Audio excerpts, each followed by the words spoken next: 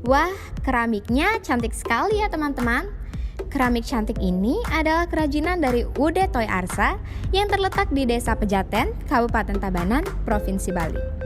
UD yang dirintis oleh I Gusti Ngurah Ketut Suryasa pada tahun 2010 ini sudah menghasilkan berbagai jenis kerajinan keramik dengan motif yang beraneka ragam. Untuk menjadi keramik yang secantik ini tentu harus melewati beberapa proses ya teman-teman. Yuk kita intip apa saja prosesnya.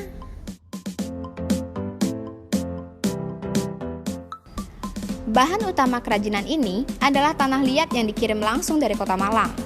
Untuk proses pembuatan keramik ini terbagi menjadi dua, yaitu proses percetakan atau yang biasa disebut dengan drawing dan casting.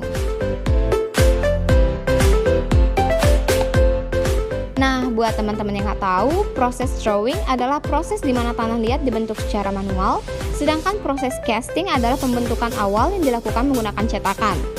Tanah liat yang digunakan pada proses casting, teksturnya haruslah lebih cair ya teman-teman, agar memudahkan adonan tanah liat masuk ke mold. Setelah terbentuk, kerajinan akan dikeringkan di bawah terik matahari selama kurang lebih 3 hari. Kerajinan yang sudah mengering akan memasuki tahapan trimming atau penyempurnaan, di mana proses ini merupakan proses pemasakan gagang atau dekorasi tambahan pada kerajinan tersebut. Kerajinan yang sudah terbentuk secara sempurna akan memasuki proses pembakaran. Teman-teman perlu tahu nih, untuk proses pembakaran pertama dilakukan pada suhu 750 derajat Celcius. Melewati proses pembakaran tahap pertama, produk sudah setengah jadi.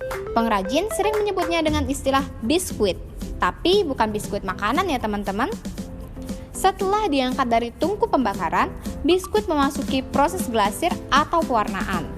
Biskuit dicelupkan ke warna yang diinginkan, kemudian ditiriskan.